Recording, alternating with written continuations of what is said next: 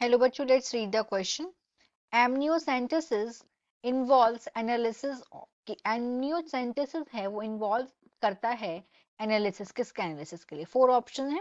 First is blood cells, second is body fluids of fetus, third is amniotic fluid and fourth is amino acids of protein. Question का देखते हैं key concept. Key concept of this question is amniocentesis. Amniocentesis ये एक test है जो कि foetus पे होता है. टेस्ट फीटस का होता है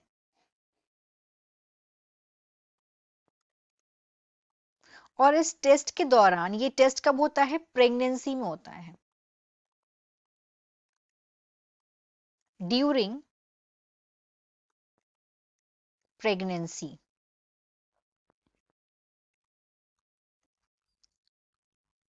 और इसका पर्पस होता है कि यहाँ पे डिटेक्ट किया जाता है,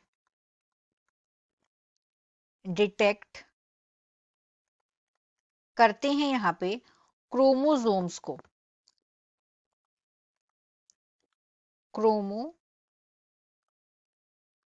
को.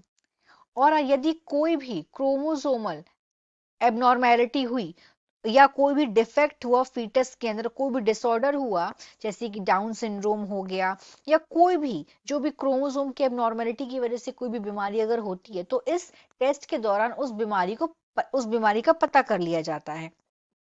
तो इस टेस्ट में होता क्या है, यहाँ पे इस टेस्ट में एक सैंपल लिया जाता है यूटेरस से, जो प्रेग्नेंट वीमेन होती है उसके यूटेरस से एक सैंपल लिया जाता है. किसका? एमनियोटिक फ्लूइड का एक सैंपल लिया जाता है और फिर इस फ्लूइड को एनालाइज किया जाता है कि कोई क्रोमोसोमल एब्नॉर्मेलिटी तो नहीं है. कोई भी बीमारी हो सकती है जो क्रोमोसोम एब्नॉर्मेलिटी की वजह से होती हो. तो हम यहाँ पे देखते हैं अपने ऑप्शंस. फर्स्ट में क्या बोला गया है? Blood cell. तो ब्लड सेल क्या है? WBC RBC तो नहीं. एमनियोसेंटेसिस में इसका कोई भी एनालिसिस नहीं किया जाता है. सेकंड में बोला गया body fluid of foetus. Body foetus का बॉडी फ्लूइड नहीं, एमनियोटिक फ्लूइड जो होता है उसका एनालाइज यहाँ पे करते हैं. फोर्थ में बोला गया है amino acid of protein. No, ये भी नहीं है. तो यहाँ पे राइट आंसर हमारा क्या है?